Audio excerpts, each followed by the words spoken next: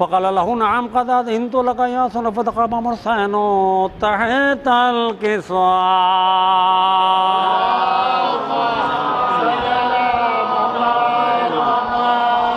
قالت فاطمة عليه السلام فما كانت إلا تعتمد بالحسن علي عليه السلام قد أقبل فقال السلام عليك بنت رسول الله فقلت لك السلام يا أمير المؤمنين. فقال يا فاطمة إني شم عندك رائحة طيبة كان رائحة طيبة من رسول الله. فقلت نعم ولديك نعم تحتها كساء. فأقبل علي عليه السلام بالكساء وقال السلام عليك يا جدة السلام عليكم ورحمة الله تدخل معكم تحت هذا الكساء. قال نعم قد أذنت لك فدخل علي معهم تحت الكساء.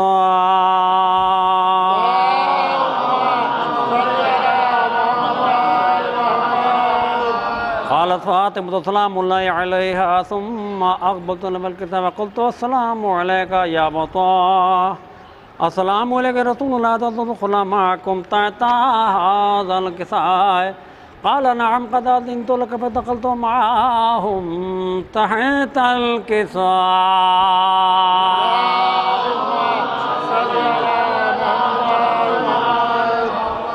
قالت فاطمة فلما اكتمل جميعا تحت الكساء قال الله يعلم يا ملائكتي وسكان سماواتي وعزتي وجلالي إني ما خلقت السماء مبنية ولا أرضا مضية ولا قمرا منيرا ولا شمسا مضية ولا فلكا يدور ولا بر ولا فلكا يسري إلا بمحبة هؤلاء الخمسة الذين هم تحت الكساء.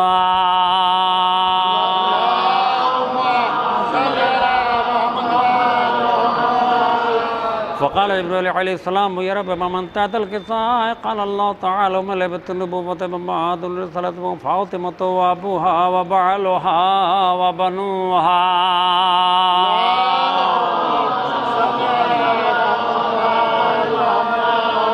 وقال جبريل رب تعالى لبت الله أن يكون معهم سادس. فقال الله تعالى نعم قد أذنت لك.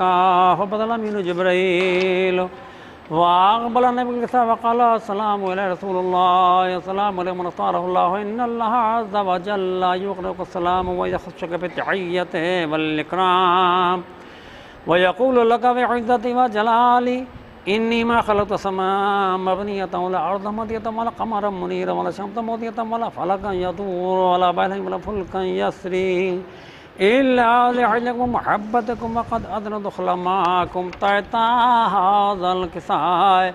فهل تعذرني أنت يا رسول الله ندخل معكم؟ فقال قد أذنت لك. فدخل جبريل معهم تحت الكساء.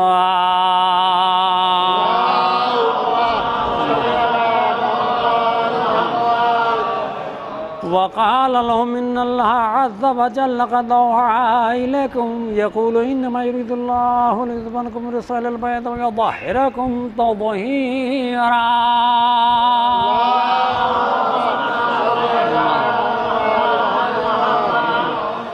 فقال علي عليه السلام يا رسول الله أخبرني ما لجلوسنا هذا تحت الكساء من الفضل عند الله تعالى. فقال النبي والذي بعثنا بلق نبي والتفاون برسالة نجيا ما ذكر خبرنا هذا في محفل من محافل أهل الأرض وفي دمع من شيعة محبين إلا فنزلت لهم رحمة فحبهم الملائكة وصهم لهم إلا أن يتفرقوا.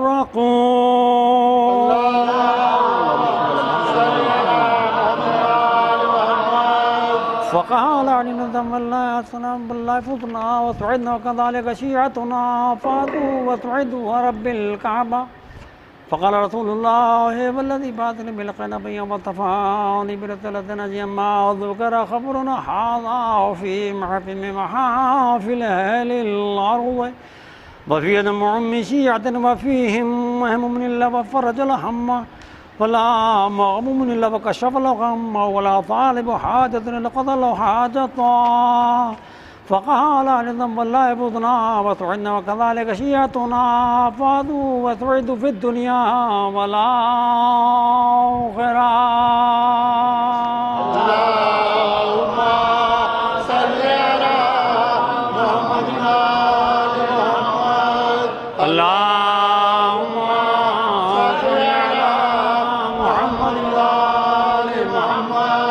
اللهم صل على محمد وآل محمد. اللهم إني أسألك بحق محمد وأنت المعمود، وبحق علي وأنت الأعلى، وبحق فاطمة وأنت فاطر السماوات والأرض، وبحق الحسن وأنت المحسن، وبحق الحسين وأنت قديم الإحسان، وبحق الأئمة الطاهرين بذرة الحسين عليهم السلام.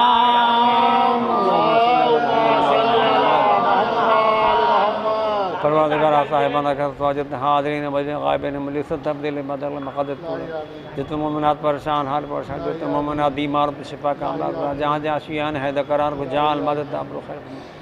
ربنا اغفر لي ولوالدي وللمؤمنين يوم يقوم الحساب رب ارحمهما كما ربياني صغيرا. اللهم صل على رضا مہندی کے لیے صحت کے لیے دعا کریں آپ لوگ.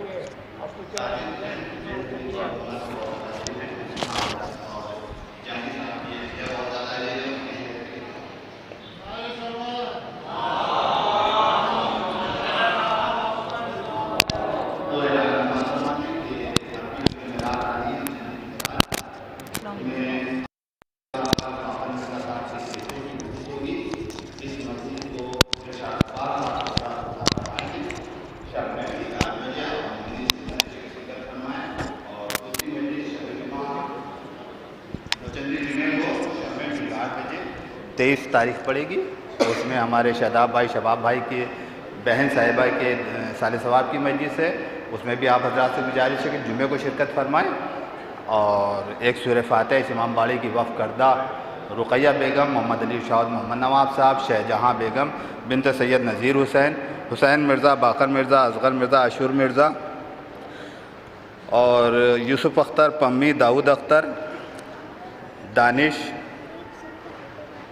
ابھی بیٹا ہوتا ہے دانش، اصغر مرزا، سید اقبال رضا، رضا حسین، سریہ بیگم، قمری الحسن، چانسی بیگم، محمد نواب، اکبری بیگم، سید محمد عسکری بیگم، بی بی جانی، علی نواب، سلطان آرا، کنیز جہاں، یاور حسین کاظمی طبع تباہی، رضا حسین طبع تباہی، امیر حسین طبع تباہی، محمد اطہر، آفاق جہاں، نازک جہاں، یاور حسین، سردار حسین، وسیع احمد اور ثروت بیگم، عشرت جہاں بنت سید قاسم حسین، سید محمد مہندی، سید اشواق حسین ابن سید اخلاق حسین آبدی اور ایک سورہ فاتحہ ثروت بیگم، سید محمد کاظم عباس اور جملہ مومنات صفدر بھائی کے والد والدہ اور جملہ مومنات کے لیے ایک سورہ فاتحہ پڑھ لیجیے.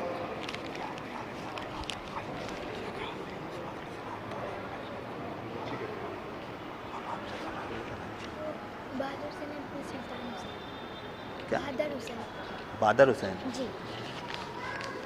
ایک سورہ فاتحہ بادر حسین اور ثروت بیگم، سید محمد کاظم عباس. اور ایک اعلان یہ سر جو حضرات بھی جوگی پورہ جانا چاہتے ہیں نوچندی جمعرات کو ہمارے ظہیر بھائی سے رابطہ کر لیں. اس سے ہم بآواز بلند نعرہ صلوات.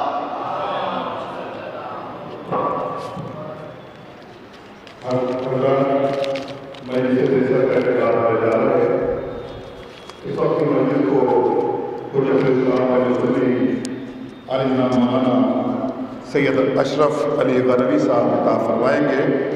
یہ مجلس دیسا برائے سال ثواب کوثر جہاں سید محمد اختر مرحوم کے اصال ثواب کی غرض سے اس وقت حسینیہ اواخر میں منعقد کی جا رہی ہے. جو بھی مومنین باہر تشریف فرما ہیں ان سے گزارش ہے کہ ابھی یہاں فرش مجلس پر کافی گنجائش ہے، آپ حضرات اندر تشریف لے آئیں. رفعت صاحب سے گزارش ہے کہ جو مومنین باہر ہیں ان کو فرش مجلس پر بھیجنے کی زحمت گوارا کریں، اور جو مومنین دور دور ہیں ان سے گزارش ہے کہ تھوڑا قریب آ جائیں. گزارش کی جاتی ہے حجت الاسلام والمسلمین عالی جناب مولانا سید اشرف علی غروی صاحب کو کہ وہ تشریف لائیں اور اس وقت کی مجلس کو خطاب فرمائیں. مومنین جیسا کہ آپ کے علم میں ہے کہ اس وقت کی مجلس جو مجلس دیسا کے عنوان سے مرحومہ کوثر جہاں بنت سید محمد اختر مرحوم کے اصال ثواب کی غرض سے حسینیہ آغا باخر میں منعقد کی جا رہی ہے. مولانا موصوف تشریف لا چکے ہیں، جو مومنین باہر تشریف فرما ہیں ان سے گزارش ہے کہ فرش مجلس پر آنے کی زحمت گوارا کریں۔ گزارش کی جاتی ہے حجت الاسلام والمسلمین عالی جناب مولانا سید اشرف علی غروی صاحب نجفی جو اس وقت یہاں پر موجود ہیں، ان سے گزارش ہے کہ اس وقت کی مجلس کو خطاب فرمائیں۔ بر محمد و آل محمد صلوات۔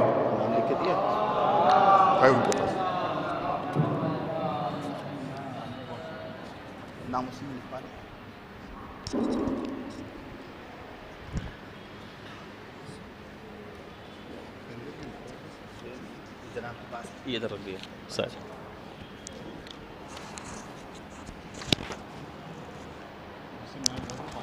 جی نام یاد ہے بنتے سید محمد اختر۔ جی ٹھیک ہے نا؟ جی نعرہ صلوات۔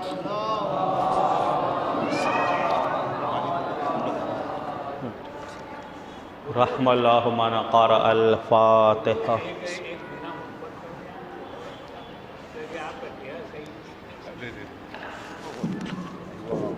اللہم صلی علی محمد و آل محمد۔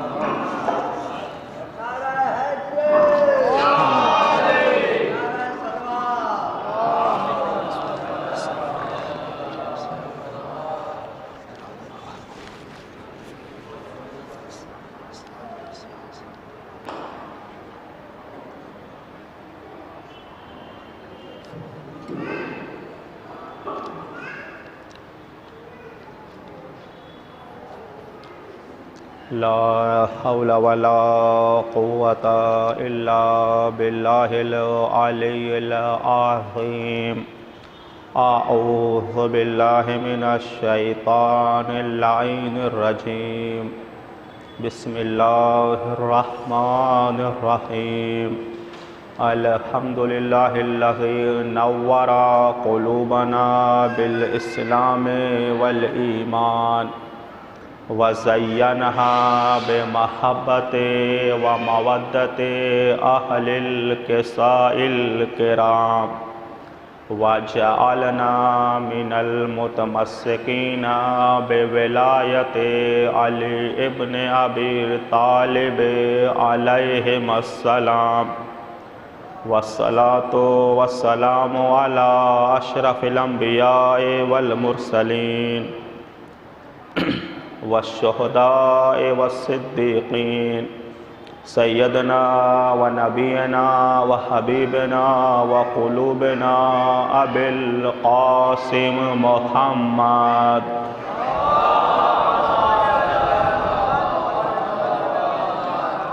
وآله الطيبين الطاهرين المعصومين المظلومين، ولعنة الله على أعدائهم أجمعين من يومنا هذا إلى قيام يوم الدين۔ أما بعد، قال الله تبارك وتعالى في كتابه المجيد، بسم الله الرحمن الرحيم، يا أيها الذين آمنوا قوا أنفسكم وأهليكم نارا وقودها الناس والحجارة۔ صلوات علی محمد و آل محمد۔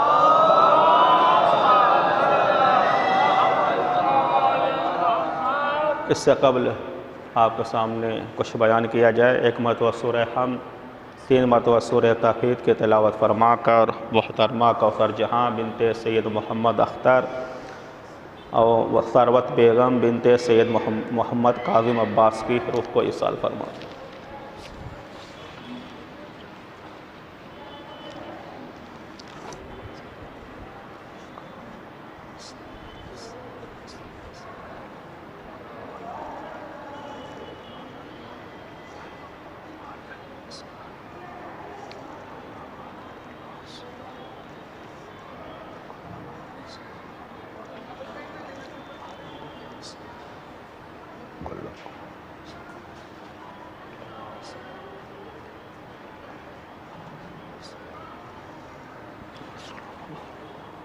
ایک صلوات پڑھیں محمد و آل محمد۔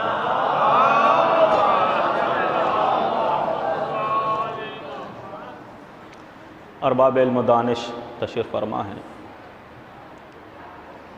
زمان کے اعتبار سے شب جمعہ،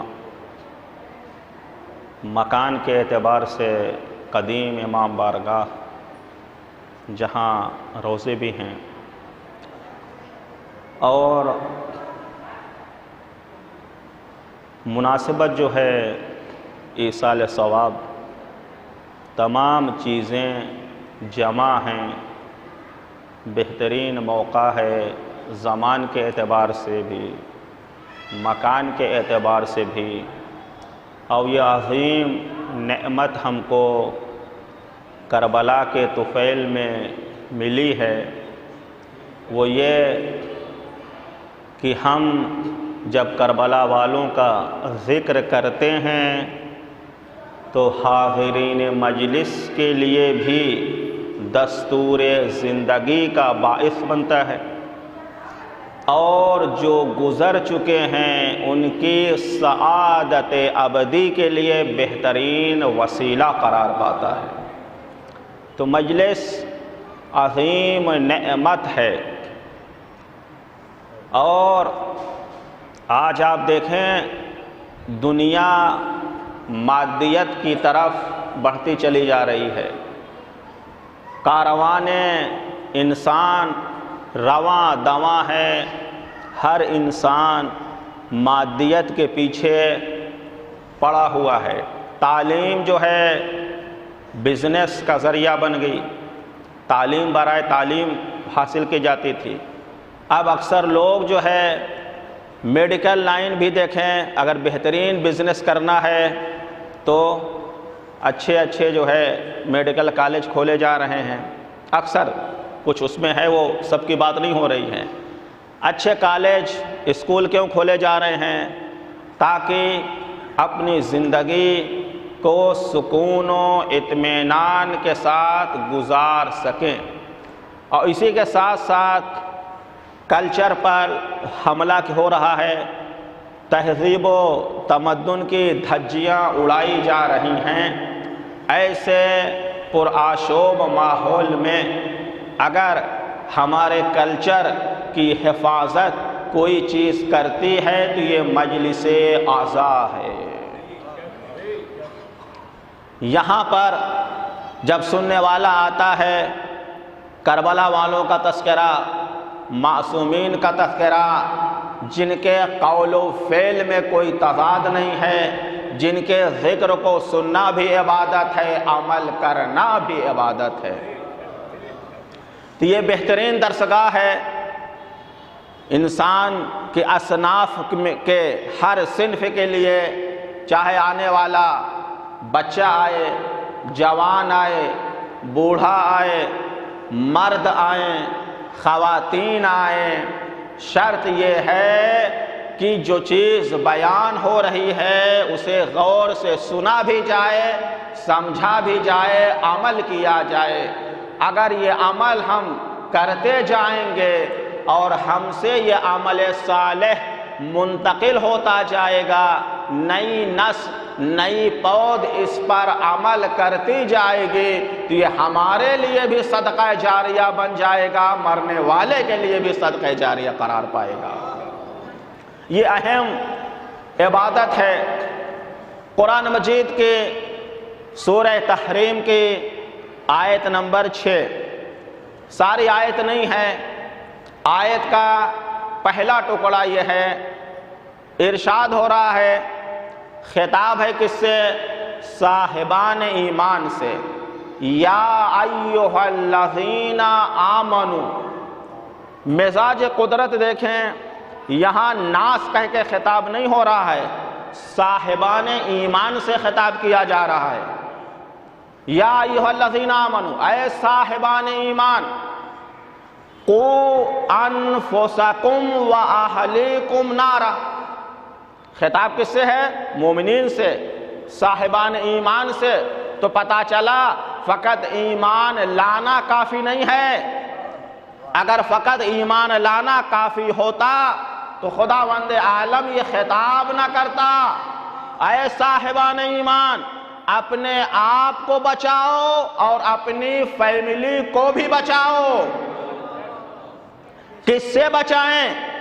آتش جہنم سے، جہنم کی آگ سے۔ تو پتہ کیا چلا؟ فقط ہم مومن ہیں، کچھ ہم میں سے زیادہ تر تو فقط زبانی مومن ہیں، کہتے ہیں ہم مومن ہیں، سند جب تک ادھر سے نہ مل جائے یقین نہیں کرنا چاہیے۔ ہر انسان اپنے کو مومن کہتا ہے، لیکن جب خدا کی نگاہ میں مومن ہو، نگاہ معصوم میں مومن ہو، تب بات بنے گی۔ نگاہ معصوم میں جو مومن ہیں ان کے کردار کو دیکھیے، کوئی سلمان بنا، کوئی ابو ذر بنا، کوئی میثم بنا، ان کے عمل کو دیکھیے، یہ ہے مومنین۔ تو پتہ چلا خطاب یہ ہو رہا ہے، اے صاحبان ایمان، کس چیز کا مطالبہ ہے؟ آرڈر ہو رہا ہے، حکم الہی ہو رہا ہے، اپنے آپ کو بچاؤ۔ لوگوں سے خطاب نہیں ہے، خطاب خاص ہے۔ اے ایمان والوں، اپنے آپ کو بھی بچاؤ، اپنی فیملی کو بھی بچاؤ۔ کس چیز سے؟ جہنم کی آگ سے۔ کیسی آگ؟ وقودها الناس والحجارہ، کہ جس آگ کا، ایک صلوات پڑھیں محمد وآل محمد پر۔ مولا ادھر تشریف لے آئیے، بسم اللہ، ادھر آئیے، ادھر آئیے، بار دیگر نعرے صلوات۔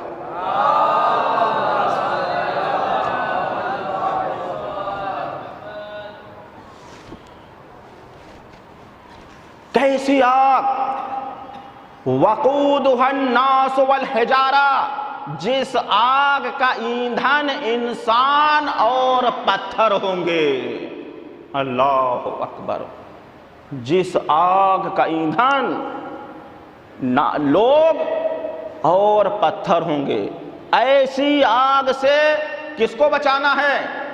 اب یہاں بعض تقدس مآب لوگ اپنی نماز پر فوکس کرتے ہیں، اپنے روزے پر فوکس کرتے ہیں، اپنی عبادت کا خیال کرتے ہیں، لیکن قرآن کیا کہہ رہا ہے؟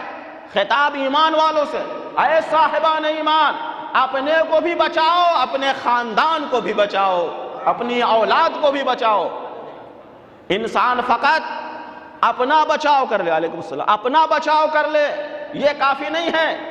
اپنی اولاد کو، اپنے اہل و عیال کو جو ہے بچانا ضروری ہے۔ آئیے، قو کا معنی ہے بچانے کے، چاہے خطرہ وقتی ہو یا جو ہے ابدی خطرہ ہو، ہر انسان کی عقل یہ کہتی ہے اپنے کو خطرے سے بچاؤ۔ ابھی سمندر میں طوفان چل رہا ہے، جس اسٹیٹ میں طوفان پہنچ رہا ہے وہاں کی گورنمنٹ نے کیا اعلان کیا ہے؟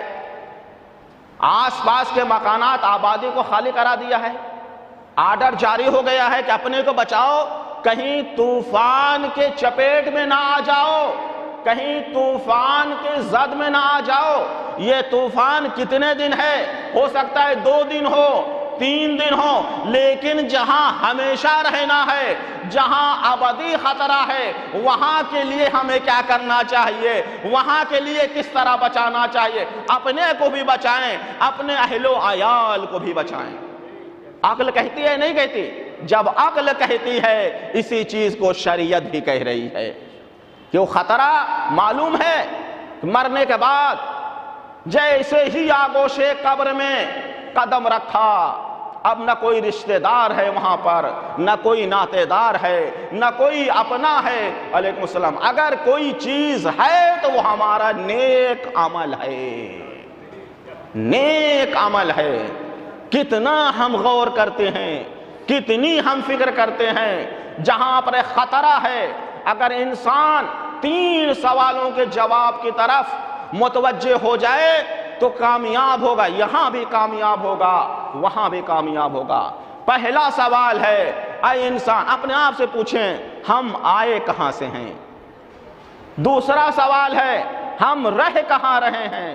تیسرا سوال ہے ہمیں جانا کہاں ہے؟ یہ 3 سوالات ہیں۔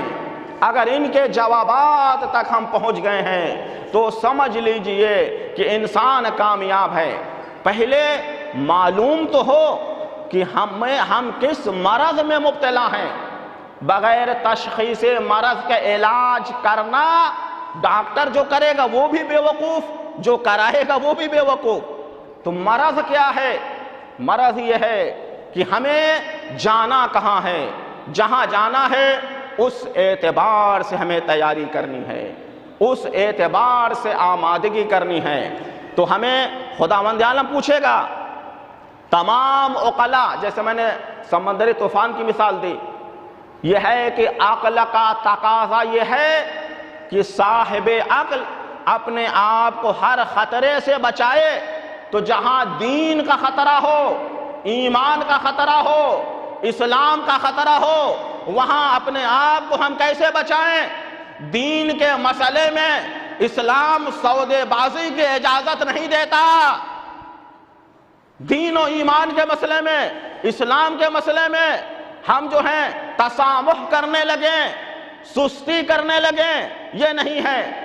ایمان اہم مسئلہ ہے۔ ایمان کے لیے ہمیں دیکھیں، اسلام لانا اچھی بات ہے، کمال ہے، ایمان لانا بہترین ہے، لیکن با ایمان مرنا یہ کمال ہے۔ با اسلام کے ساتھ مرنا یہ کمال ہے۔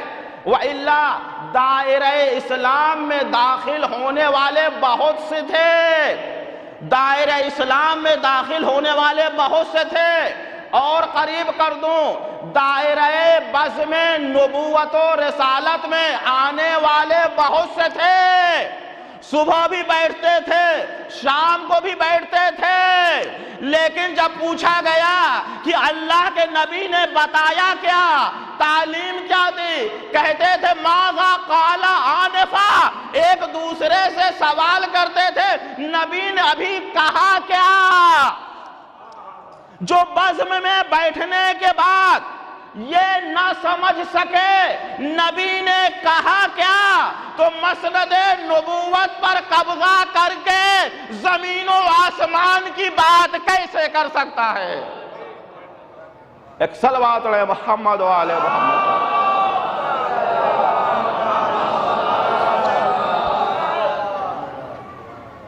آنا کمال ہے، لیکن ہم نے بزم نبوت سے لیا کیا، بزم رسالت سے لیا کیا؟ آنے والے بہت سے تھے، اصحاب نبی کی تعداد جو ہے لاکھوں سے زیادہ ہے، لیکن ہے استفادہ کس نے کیا؟ تعلیم نبوت و رسالت کا وارث کون رہا؟ وارث وہی ہوگا جو منبر پہ آ کے کہتا تھا سلونی سلونی قبل ان تفقدونی، جو کچھ پوچھنا ہو پوچھ لے، زمین کی باتیں بھی بتاؤں گا، آسمان کی باتوں کو بھی اطلاع میں رکھوں گا۔ یہ ہے۔ تو آئیے، مومن ہیں ہم سب، لیکن اس ایمان سے، اس اسلام سے ہم نے استفادہ کیا کیا؟ حدیث میں ہے کلکم راعٍ وکلکم مسئول عن رعیتہ، کہ تم میں سے ہر انسان اپنے ذمہ داریوں کا مسئول ہے۔ مسئول یعنی سوال کیا جائے گا۔ کس کے بارے میں؟ جس چیز کا ذمہ دار ہے۔ ایک باپ ہے، اپنی اولاد کا ذمہ دار ہے، ماں ہے، اولاد کی تربیت کی ذمہ داری اسے دی گئی ہے۔ پہلا مکتب تعلیم و تربیت کا آغوش ماں کو قرار دیا گیا ہے۔ پوچھا جائے گا ماں سے اپنی اولاد کو کس طرح تعلیم یافتہ بنایا ہے، کس طرح جو ہے تہذیب و تمدن سکھایا ہے۔ اسی طرح باپ سے بھی سوال ہوگا، انجمن کے جو سیکریٹری ہیں ان سے انجمن کے امور میں سوال ہوگا، اوقاف کے جو متولی ہیں ان سے سوال ہوگا۔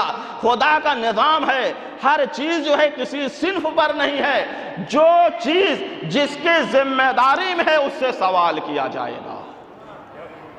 کوئی یہ نہیں ہو سکتا نہیں ہم سے کیا مطلب، یہ تو کسی مولانا کا کام ہے، کسی مولوی کا کام ہے۔ نہیں، مولانا کا کام ان کی ذمہ داری کے سلسلے سے ہے۔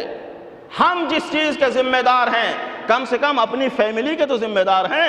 قرآن یہی کہہ رہا ہے، اے ایمان والو اپنے آپ کو بچاؤ، اپنے جو ہے فیملی کو بچاؤ۔ کس چیز سے بچائیں؟ آتش جہنم سے، کہ جس کا ایندھن انسان بنے گا اور پتھر بنیں گے۔ انسان ایندھن بنے گا، سمجھیں کیسے بنے گا؟ ایندھن کا مطلب یہ ہے انسان، جو انسان جہنم میں ڈالا جائے گا خود بھی جلے گا، دوسروں کو بھی جلائے گا۔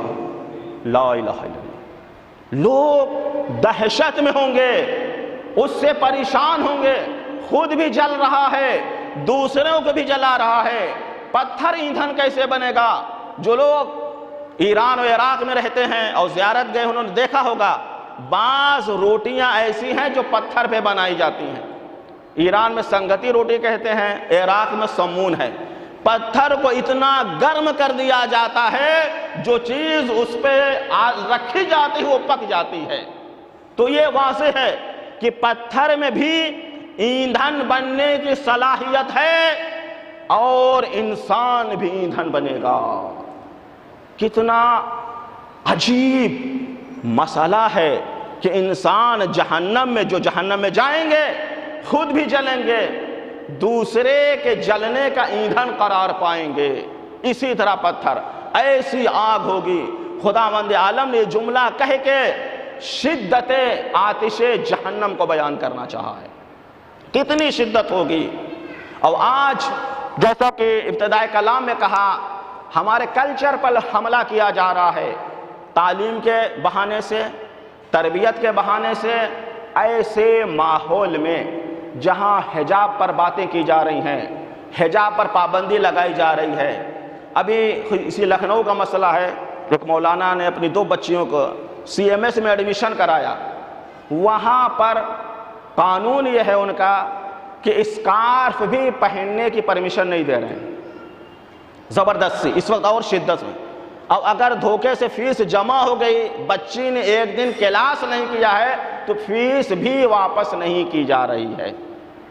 یہ سلسلہ، جبکہ جتنی برانچ ہیں جو معلومات ہم تک پہنچی ہے، کم سے کم 50 یا 60% بچے حجاب والے ہیں، یعنی مسلم بچے پڑھ رہے ہیں۔ اس میں کوئی ایسی بات نہیں ہے ایک انسان اسکارف، پورا حجاب، پورا نقاب نہیں ہو رہا ہے۔ یہ کلچر پر حملہ ہے، یہاں تو کچھ دبے زبان میں ہے اور دوسرے مقامات پر بہت زیادہ ہے۔ ایسے میں ہماری اور آپ کی ذمہ داری کیا ہے؟ قرآن کیا کہہ رہے؟ اپنے کو بھی بچاؤ اور اپنے جو ہے اہل و عیال کو بچاؤ۔ ایک فیملی افغانستان کی تھی، نجف سے وہ لوگ یورپ چلے گئے، وہاں پر ان کے سرپرست کا انتقال ہو گیا۔ اس کے بعد جو بچیاں ان کی تھیں، جو چھوٹی چھوٹی بچیاں حجاب کے ساتھ نجف میں رہتی تھیں، وہ وہاں پر جا کے چینج ہو گئیں۔ تو آغا سستانی کے ہاں ملاقات کرنے کے لیے آئے تو انہوں نے شکوہ کیا، ہم گئے، اتنا بڑا نقصان ہو گیا کہ بچی اب ہمارے قابو میں نہیں ہے۔ ایک محقق کا بہت بڑا جملہ ہے، اسلام نے کیوں زور دیا ہے کہ حجاب ریسرچ ہوئی ہے، PhD اس سبجیکٹ پر ہوئی ہے، باقاعدہ رسالے موجود ہیں۔ اس میں یہ ہے، خود ہندوستان کے کلچر میں بلا تفریق مذہب و ملت حجاب تھا۔ ہندوستان جتنی بھی قومیں رہتی ہیں، دنیا کی جتنی قومیں ہیں، ان کے قانون کو اٹھا کر دیکھ لیجئے، ان کی تاریخ جو ہے پڑھ لیجئے، ہر جگہ حجاب تھا۔ حجاب کا معنی نقاب پہننا نہیں ہے، لباس الگ الگ تھا، طریقے الگ الگ تھے، لیکن پردے کا سلسلہ ہر جگہ موجود ہے۔ PhD اس پر ہو چکی ہے۔ حجاب کیوں کریں؟ کیا یہ خواتین کے لیے، ہماری مستورات کے لیے کوئی ان پر قید ہے، یہ بندش ہے، یا حجاب سے ان کی عزت و توقیر میں اضافہ ہوتا ہے کیا؟ پہلے ہم تو سمجھیں، جہاں سے حجاب کا مسئلہ، جہاں سے حجاب کو معراج ملی ہے در علی اور اولاد علی سے، وہاں پہ کیوں زور دے رہے ہیں؟ حجاب ہے کیا؟ پردہ ہے کیا؟ پردہ عزیزان محترم خاتون کے لیے زیور سے زیادہ قیمتی ہے۔ پردہ کیونکہ جب خاتون کی عزت و عفت سلامت رہے گی تو اچھی نسل معاشرے کو ملتی رہے گی۔ پہلا تعلیم یعنی خاتون کے شرف و کرامت کے لیے یہی کافی ہے، نگاہ قدرت میں، نگاہ خدا میں نئی نسل کا پہلا جو ہے مکتب قرار دیا ہے، پہلی درسگاہ قرار دی گئی ہے۔ اب یہ بتائیے درسگاہ ہونا، کسی کو درسگاہ قرار دینا اس کے لیے عزت ہے یا ذلت؟ کیا ہے یہ؟ عزت کا باعث ہے یا ذلت کا؟ عزت کا باعث ہے۔ مولا امیر کیا فرماتے ہیں؟ امیر المومنین علیہ السلام فرماتے ہیں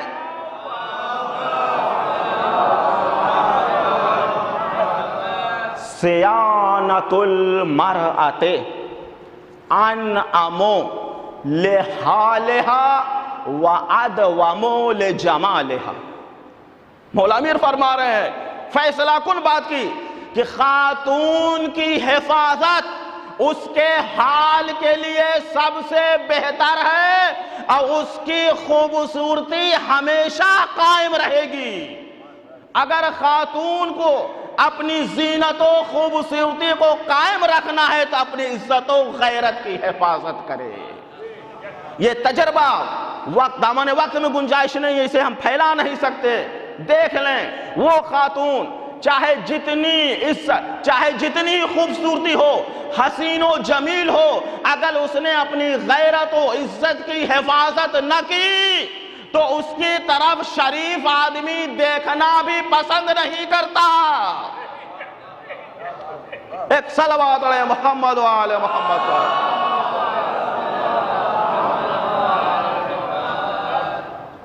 یہ مسئلہ ہے، اس کی طرف ہمیں متوجہ ہونا ہے کہ حجاب، پردہ بہترین سپر ہے خاتون کی خوبصورتی کو بھی بچانے کے لیے، ایمان و اسلام کو بچانے کے لیے۔ اب آئیے دیکھیں جو چیزیں کم قیمت پہ فروش ہوتی ہیں، سبزی کو کوئی کہیں بھی رکھ کر بیچ سکتا ہے چونکہ اس کی اتنی ارزش نہیں ہے، لیکن ہیرے جواہرات کی دکانیں کہاں کھلتی ہیں؟ کہاں کھلتی ہیں تو ان کا ڈیکوریشن کیا ہوتا ہے؟ جب اس کو دی جاتی ہے ترازو بھی لطیف ہوتا ہے، اور جس ڈبے میں زیور دیے جاتے ہیں مخملی پردے میں ڈبے میں رکھ کر دیا جاتا ہے۔ خاتون اتنی نفیس چیز ہے، نگاہ قدرت میں اسے جو ہے پردے میں رکھا گیا ہے تاکہ اس کی حفاظت ہوتی رہے اور اچھی نسل ملتی رہے۔ ایک صلوات علی محمد و آل محمد۔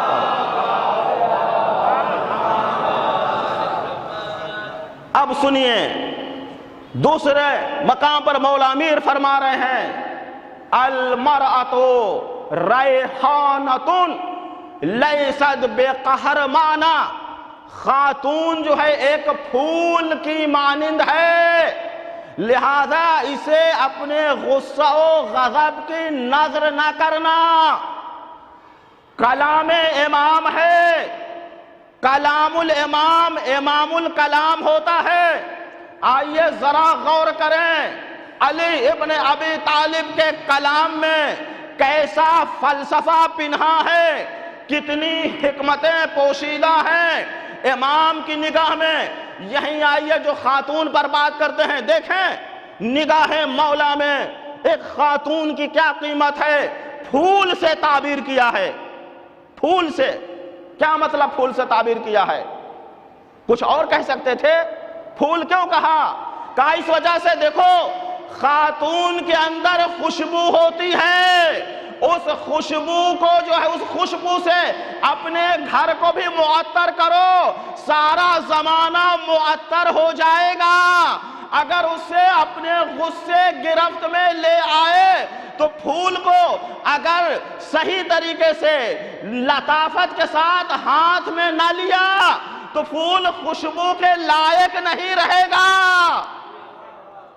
اگر خاتون سے دنیا کو استفادہ کرنا ہے تو پھول کی طرح معاملہ کرے۔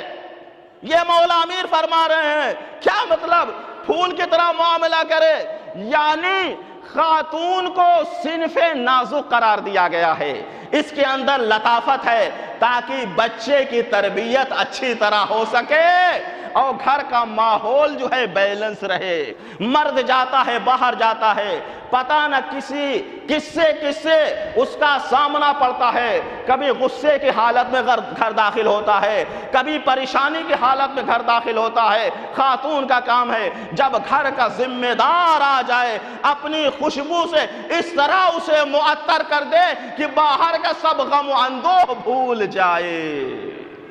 اور یہ جناب زہرا بہترین آئیڈیل ہے۔ جناب زہرا کی سیرت، مولا کائنات کتنی جو ہے جنگیں لڑ کر آتے تھے، کتنی پریشانیاں آتی تھیں، جب گھر میں آتے تھے جناب زہرا سے ملاقات ہوتی تھی سارے غم و اندوہ بھول جاتے تھے۔ یہ ہے اگر اس مشن پر ہم اپنے معاشرے کو چلا سکیں تو آج جو طلاق کا مسئلہ بڑھتا جا رہا ہے خدا کی قسم یہ کم ہو جائے گا۔ جو گھر اجڑتے جا رہے ہیں یہ گھر بستے جائیں گے۔ السلام علیکم۔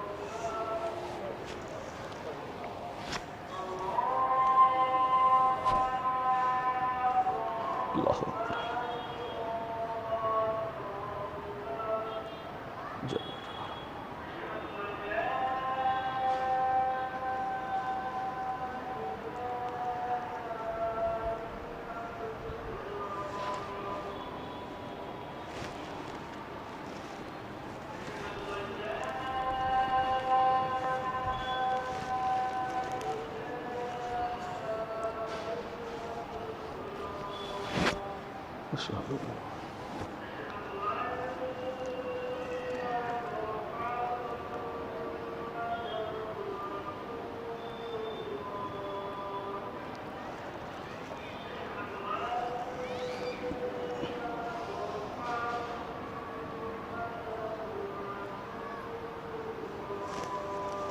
صلی اللہ علیہ وسلم۔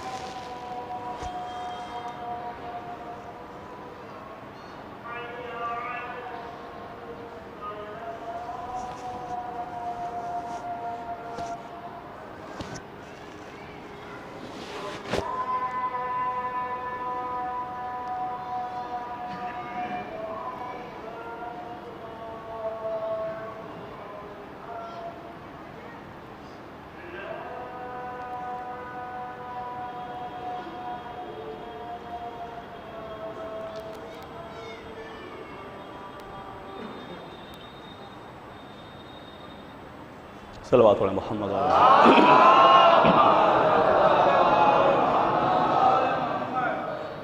تو معاشرے کو، گھر کو اگر بگڑنے سے بچانا ہے، اجڑنے سے بچانا ہے تو اس خاتون کو پھول سمجھ کر باپ بھی تربیت کرے، اس کے بعد جب شوہر کے گھر میں آئیں اسے یہی سمجھنا چاہیے۔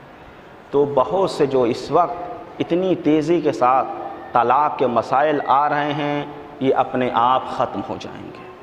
اور ایک بڑے محقق ذمہ دار عراق کے مولانا کا جملہ ہے، وہ یہ ہے کہ اگر بچپن سے اپنی بچیوں کو ہم نے چادر کا پابند نہ بنایا تو جب یہ بڑی ہو جائیں گی یہ آدھے کلو کی چادر پہاڑ سے زیادہ وزنی انہیں معلوم ہوگی۔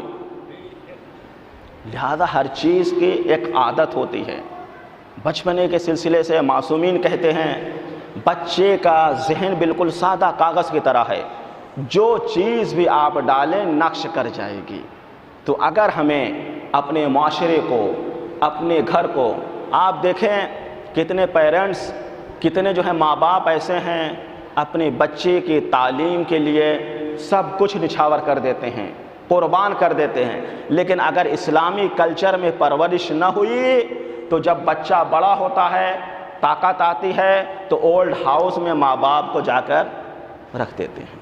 یہ چیزیں کیوں ہیں؟ یہ چیزیں یوں ہی ہے۔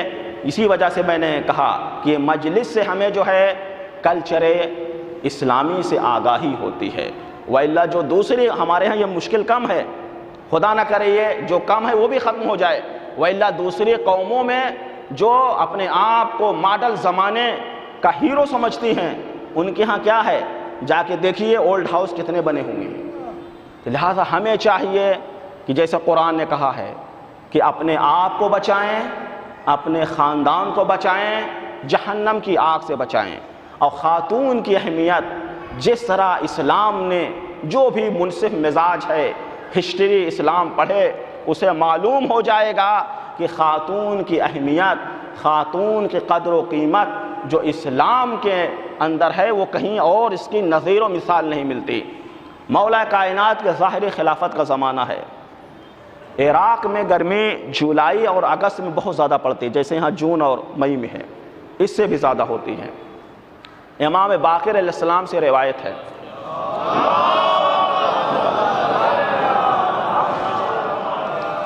مولا کائنات کہیں سے دوپہر کے وقت شدت گرمی شدید، اس وقت نہ اے سی کا زمانہ تھا نہ پنکھے کا زمانہ تھا، گھر واپس آئے ہیں۔ جیسے ہی گھر واپس آتے ہیں کیا دیکھا؟ ایک خاتون اپنی فریاد لے کر کھڑی ہے۔ اللہ رے، خلیفہ برحق کا نظام کہ وہاں پر بے کس ناتواں بھی پہنچنے کے لیے بڑی آسانی ہوتی ہے۔ آج کے جو سیاستداں ہیں ان کو دیکھیے، اور اس وقت ظاہری بھی خلافت ہیں۔ امام نے پوچھا کیا مسئلہ ہے؟ کہا میرے شوہر نے مجھے ڈرایا ہے، دھمکایا ہے اور قسم کھا لی ہے کہ میں تجھے ماروں گا، میں ڈر کر آپ کے پاس آ گئی۔ امام نے کہا ابھی دن ڈھلنے دو، شدید جو ہے گرمی ہے، اس کے بعد ہم چلتے ہیں۔ اس خاتون نے کہا اگر مزید تاخیر ہوئی تو اور زیادہ مجھے مار پڑے گی۔ مولا امیر نے سر کو نیچے کیا، پھر بلند کیا، اس کے بعد کہتے ہیں مظلوم کو انصاف دلانے میں کوئی دیری نہیں ہونا چاہیے۔ مولا ہمارا تھکا تھا، بہت زیادہ پریشان تھے، گرمی کا وقت تھا، لیکن اللہ رے ایسے سیاستدان جو الہی سیاسی نظام چلاتے ہیں، جو الہی خلیفہ ہوتے ہیں، مولا فوراً اسی گرمی میں لے کر کیوں گئے؟ رشتہ دار نہ تھی مولا کی، قبیلے کی نہ تھی، کوفے کا واقعہ ہے۔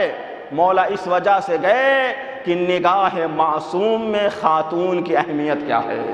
اسی گرمی میں گئے، جب گئے دق الباب کیا، ایک جوان نکلا، کہا یہ تیری بیوی ہے؟ کہا ہاں۔ کہا اس کو اندر لے جا، یہ تیرے ڈر سے باہر آئی ہے۔ اس نے کہا اب تو اور میں سزا دوں گا۔ اتنا سننا تھا۔ مولا امیر نے کیا کہا؟ آمرک بالمعروف وانہا عن المنکر، میں تجھے اچھائی کی دعوت دے رہا ہوں، برائی سے روکتا ہوں، تو اچھائی کو برائی سے جو ہے بدلہ دے رہا ہے۔ جب امام کی آواز بلند ہوئی، آس پاس کے جو مسلمان تھے السلام علیک یا خلیفۃ رسول اللہ کہہ کر جب سلام کیا ہے تو اس کو پتا چلا۔ اب یہیں سے اندازہ لگائیے کتنا سادہ مزاج ہمارا امام تھا کہ ہر آدمی پہچانتا بھی نہیں تھا کہ یہ خلیفہ وقت ہیں۔ ایسی سادگی، اس طریقے سے لوگوں کی خدمت امام نے کی۔ جب اسے پتا چلا فوراً مولا کے قدموں میں گر گیا ہے۔ مولا نے کہا جا تجھے معاف کیا، اب اس پر ظلم نہ کرنا۔ یہیں سے پتا چل جاتا ہے کرم امام کو دیکھ کے کرم الہی کا اندازہ ہوتا ہے۔ جب ہمارا امام اتنا کریم ہے تو اس امام کا رب کتنا کریم ہوگا۔ یہی وجہ ہے کہ ہم لوگ گنہگار ہوتے ہیں، لغزشیں ہوتی ہیں، لیکن نا امیدی کے شکار نہیں ہوتے، امید کے دامن کو نہیں چھوڑتے۔ اتنی اہمیت ہے خاتون کے اسلام میں کہ مولا کائنات آخری وصیت جب ضربت لگی ہے تو کیا فرمایا؟ اللہ اللہ فی النساء وفیما ملکت ایمانکم، اے لوگوں خبردار ہوشیار رہنا، حقوق نسواں کو پامال نہ کرنا، اور جو تمہاری کنیزیں ہیں ان کا خیال کرنا۔ اس کے بعد امام نے کیا فرمایا؟ یہ جو میں کہہ رہا ہوں یہ آخری کلام تھا رسول اللہ کا۔ رسول اللہ آخری وقت تک دو چیزوں کے لیے کیا فرمایا؟ اوصیکم بضعیفین، دو کمزور لوگوں کی وصیت کرتا ہوں۔ لہذا خاتون غلطی کرے تو بہت زیادہ اکڑنے کی ضرورت نہیں ہے، غصے کو قابو میں رکھنے کی ضرورت ہے، یہ اسلام کہہ رہا ہے۔ مولا کائنات بھی اور پیغمبر اکرم آخری وقت میں کہا دو کمزور کے بارے میں تمہیں ہوشیار کرتا ہوں، ایک خاتون اور جو تمہاری کنیز ہے، جو تمہارے گھر میں کام کرتی ہے۔ عزیزو اتنی اہمیت ہے، یہاں سے وقار مستورات ہمیں ملا ہے۔ اسی کی شہزادی فاطمہ بنت رسول اللہ جب اپنا حق لینے باغ فدق کا مطالبہ کرنے دربار میں گئی ہے، یہی کلمہ گو تھے، یہی مسلمان تھے، کئی گھنٹے بھی کھڑی رہی، کسی نے بیٹھنے کے لیے بھی نہ کہا، یہاں تک کہ جب جناب زہرا کو جلال آیا، خطبہ فدق میں فرماتی ہے وَعْلَمُوا عَنِّي فاطمہ، اے لوگوں تمہیں معلوم ہونا چاہیے میں فاطمہ ہوں۔ اس کہنے پر بھی شہزادی کا احترام نہ کیا، کس طرح بنت رسول واپس آئی ہے۔ ابھی آپ نے واقعہ سنا ہے، مولا کائنات سخت گرمی میں کہیں سے آئے ہیں، ایک عام خاتون اپنی فریاد لے کر آئی ہے، مولا انصاف دلانے اس کے دروازے پر چلے گئے۔ ارے ہائے وہ وقت کیسا تھا جب یہی کلمہ گو آگ اور لکڑیاں لے کر در سیدہ پر آ گئے اور کہتے ہیں ابو الحسن کو نکالو ورنہ ہم گھر کو جلا دیں گے۔ اے عزیزان محترم، انہوں نے اس پر اکتفا نہ کیا بلکہ آگ لگا دی۔ جناب سیدہ کی غیرت دیکھیے، عزت و عفت دیکھیے، اپنے پردے کو بچائے ہوئے پشت باب پر ہے، جلتا ہوا دروازہ ہے، ایک ملعون نے اتنی تیزی سے دھکا دیا، ارے بنت رسول نحیف ہو چکی تھی، کمزور ہو گئی تھی، در و دیواروں میں پس گئی۔ جزاکم اللہ خیر الجزا، خدا آپ کو کسی غم میں نہ رلائے سوائے غم محمد و آل محمد پر۔ گریا کر لیجئے، آنسو بہا لیجئے، رونے سے دل کی جو سختی ہوتی ہے، قساوت قلب کے مرض سے انسان دور ہوتا ہے، اور مرنے والے کے لیے بہترین سال ہوگا۔ ہاں عزیزو، فاتح خیبر گھر میں ہے اور مصلحت اسلام اتنی بلند ہے کہ جناب زہرا کے لیے ملتا ہے وَأُزِيلَتِ الْحُرْمَةِ، ارے حرمت کو پامال کر دیا گیا۔ جناب زہرا کا وہ در تھا جب نبی آتے تو کہتے السلام علیکہ یا اہل بیت النبوہ ومادن الرسالہ ومختلف الملائکہ۔ آج اسی در میں آگ لگا دی گئی۔ جناب سیدہ کے شکم میں جناب محسن ہے، جناب محسن شہید ہو گئے۔ ایک آواز بلند ہوئی یا فضہ خذینی قد اسقطوا جنینی، اے فضہ مدد کرو، ارے میرا بچہ ساقط ہو گیا۔ میں کہوں گا مولا حسین کی بارگاہ میں مولا آپ نے بھی 6 ماہے کی قربانی دی، جناب سیدہ آپ کی والدہ ماجدہ نے اس دین کی سلامتی کے لیے جناب محسن کی قربانی دی، لیکن اے مولا دونوں قربانیوں میں بڑا فرق ہے۔ ارے جناب اصغر کم سے کم 6 مہینے دنیا میں زندہ رہے، لیکن دشمنوں نے جناب محسن کو دنیا میں آنکھ کھولنے سے پہلے شہید کر دیا۔ اِنَّا لِلَّهِ وَإِنَّا إِلَيْهِ راجعون سَيَعْلَمُ الَّذِينَ ظَلَمُوا أَيَّ مُنْقَلِبٍ يَنْقَلِبُونَ إِلَٰهِ بِحَقِّ زَهْرَا وَأَبِيهَا وَبَالِهَا وَبَنِيهَا وَالسِّرِّ الْمُسْتَوْدَعِ فِيهَا۔